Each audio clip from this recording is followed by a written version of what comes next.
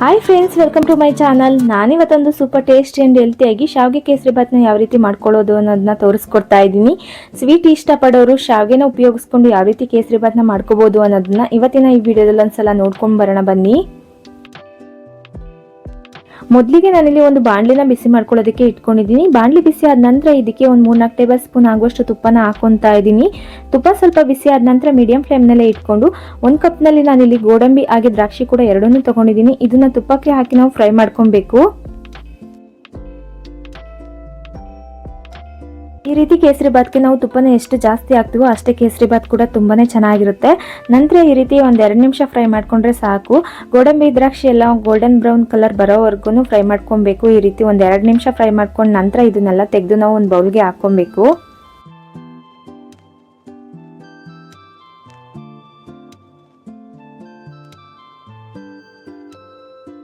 ಈ ರೀತಿ ಎಲ್ಲ ತೆಗೆದಿಟ್ಕೊಂಡು ಆದ ನಂತರ ಮತ್ತೆ ಇದೇ ಬಾಣಲಿಗೆ ನಾನಿಲ್ಲಿ 1 ಕಪ್ ಶಾವಿಗೆನ ಹಾಕೊತಾ ಇದ್ದೀನಿ.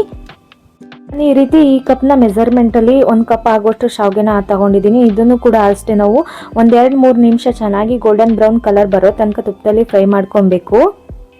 ನಾನಿಲ್ಲಿ ನಾರ್ಮಲ್ ಶಾವಿಗೆನ ತಗೊಂಡಿರೋದ್ರಿಂದ ನಾನಿಲ್ಲಿ ತುಪ್ಪದಲ್ಲಿ ಫ್ರೈ ಮಾಡ್ಕೊಂಡು ಹಾಕೊತಾ ಇದ್ದೀನಿ. ನೀವು ಬೇಕಿದ್ರೆ ರೋಸ್ಟೆಡ್ ಶಾವಿಗೆ ಕೂಡ ಯೂಸ್ ಮಾಡ್ಕೊಂಡು ಮಾಡ್ಕೊಬಹುದು. ಈ ರೀತಿ ಒಂದು 2-3 ನಿಮಿಷ ಮೀಡಿಯಂ ಫ್ಲೇಮ್ನಲ್ಲೇ ಇಟ್ಕೊಂಡು ಫ್ರೈ ಮಾಡ್ಕೊಂಡ್ರೆ ಸಾಕು. ತುಂಬ ಏನು ಫ್ರೈ ಮಾಡೋ ಅವಶ್ಯಕತೆ ಇಲ್ಲ. ನೋಡಿ ಯಾವ ರೀತಿ ಗೋಲ್ಡನ್ ಬ್ರೌನ್ ಕಲರ್ ಬಂದಿದೆ ಅಂತ. ಇಷ್ಟು ಮಾಡ್ಕೊಂಡ್ರೆ ಸಾಕು. ಇದನ್ನೆಲ್ಲ ತೆಗೆದು ನಾವು ಒಂದು ಬೌಲ್ಗೆ ಹಾಕೊಬೇಕು.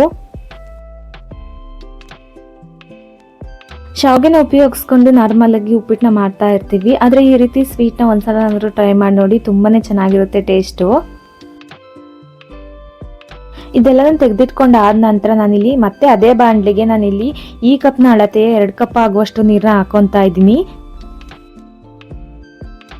ನಾನು ತಗೊಂಡಿರೋ 1 ಕಪ್ ಶಾವಿಗೆಗೆ ನಾನಿಲ್ಲಿ 2 ಕಪ್ ಆಗುವಷ್ಟು ನೀರನ್ನ ಹಾಕೊತಾ ಇದ್ದೀನಿ. ನೀವು ಯಾವ ಕಪ್ನಲ್ಲಿ ಶಾವಿಗೆನ ತಗೊಂತೀರೋ ಅದೇ ಕಪ್ನಲ್ಲಿ 2 ಕಪ್ ನೀರನ್ನ ಹಾಕೊಂಡ್ರೆ ಸಾಕು. ಒಂದು 5 ನಿಮಿಷ ಆದ ನಂತರ ನೀರೆಲ್ಲ ಈ ರೀತಿ ಕುದಿ ಬರೋ ಸಮಯದಲ್ಲಿ ನಾವು ಮೊದಲೇ ಫ್ರೈ ಮಾಡಿ ಇಟ್ಕೊಂಡಿರೋ ಶಾವಿಗೆ ಏನಿದೆ ಇದನ್ನ ಕೂಡ ಸೇರಿಸ್ಕೊಂಡು ಎಲ್ಲನೂ ಚೆನ್ನಾಗಿ ಮಿಕ್ಸ್ ಮಾಡ್ಕೊಬೇಕು ಒಂದ್ಸಲ.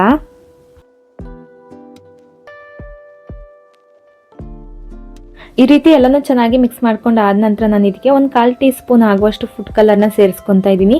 ಫುಡ್ ಕಲರ್ ಬೇಡ ಅಂತಂದರೆ ನೀವು ಅಡುಗೆ ಅರಿಶಿನ ಕೂಡ ಹಾಕೊಂಡು ಮಾಡ್ಕೊಬೋದು.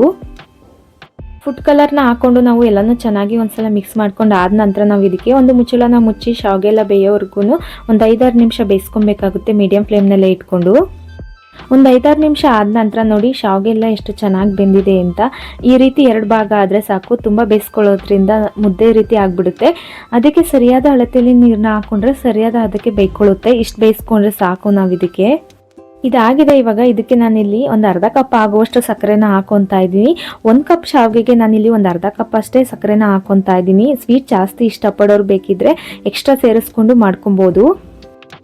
ಹಾಗೆ ಇದಕ್ಕೆ ಒಂದು 1/2 ಟೇಬಲ್ ಸ್ಪೂನ್ ಆಗುವಷ್ಟು ಏಲಕ್ಕಿ ಪುಡಿನ ಹಾಕೋತಾ ಇದ್ದೀನಿ ಫ್ಲೇವರ್ಗೋಸ್ಕರ. ಏಲಕ್ಕಿ ಪುಡಿನ ಹಾಕೋದ್ರಿಂದ ಫ್ಲೇವರ್ ತುಂಬಾನೇ ಚೆನ್ನಾಗಿರುತ್ತೆ. ನಂತರ ಇದಕ್ಕೆ ಮೊದಲೇ ತುಪ್ಪದಲ್ಲಿ ಫ್ರೈ ಮಾಡಿ ಇಟ್ಕೊಂಡಿರೋ ಗೋಡಂಬಿ ದ್ರಾಕ್ಷಿನ ಕೂಡ ಹಾಕೊತಾ ಇದ್ದೀನಿ.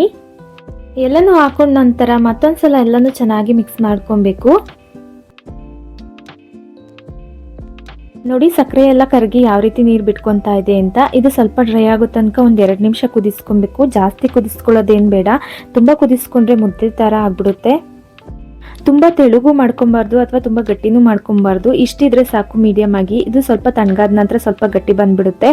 ಇಷ್ಟು ಮಾಡ್ಕೊಂಡ್ರೆ ಸಾಕು. ಇದಾಗಿದೆ. ಇವಾಗ ಇದನ್ನ ಸ್ಟವ್ನ ಆಫ್ ಮಾಡಿಕೊಂಡು ನಾವು ಒಂದು ಪ್ಲೇಟ್ಗೆ ಸರ್ವ್ ಮಾಡಿಕೊಂಡ್ರೆ ತುಂಬಾ ಟೇಸ್ಟಿ ಆ್ಯಂಡ್ ಹೆಲ್ತಿ ಆದಂಥ ಶಾವಿಗೆ ಕೇಸರಿ ಬಾತ್ ತಿನ್ನೋದಕ್ಕೆ ರೆಡಿ ಆಗುತ್ತೆ.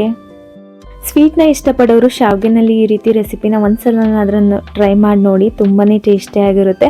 ಮನೆಯಲ್ಲೇ ನಾವು ಈಸಿಯಾಗಿ ಒಂದು 10 ನಿಮಿಷದಲ್ಲೇ ಪರ್ಫೆಕ್ಟಾಗಿ ಮಾಡ್ಕೊಬೋದು ಈ ರೀತಿ ಶಾವಿಗೆ ಕೇಸರಿ ಬಾತ್ನ.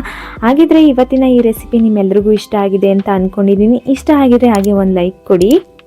ಹಾಗೆ ನಿಮ್ಮ ಅನಿಸಿಕೆ ಅಭಿಪ್ರಾಯಗಳನ್ನ ಕಮೆಂಟ್ ಮೂಲಕ ತಿಳಿಸೋದನ್ನ ಮರಿಬೇಡಿ. ಹಾಗೆ ಇನ್ನು ಯಾರೆಲ್ಲ ನಮ್ಮ ಚಾನಲ್ನ ಸಬ್ಸ್ಕ್ರೈಬ್ ಮಾಡ್ಕೊಂಡಿಲ್ಲ ಪ್ಲೀಸ್ ಸಬ್ಸ್ಕ್ರೈಬ್ ಮಾಡ್ಕೊಳ್ಳಿ ಅಂತ ಹೇಳ್ತಾ ಮತ್ತೆ ಸಿಗೋಣ ಇದೇ ರೀತಿ ಇನ್ನೊಂದು ಡಿಫ್ರೆಂಟ್ ರೆಸಿಪಿ ಜೊತೆ ಅಂತ ಹೇಳ್ತಾ ಥ್ಯಾಂಕ್ಸ್ ಫಾರ್ ದ ವಾಚಿಂಗ್.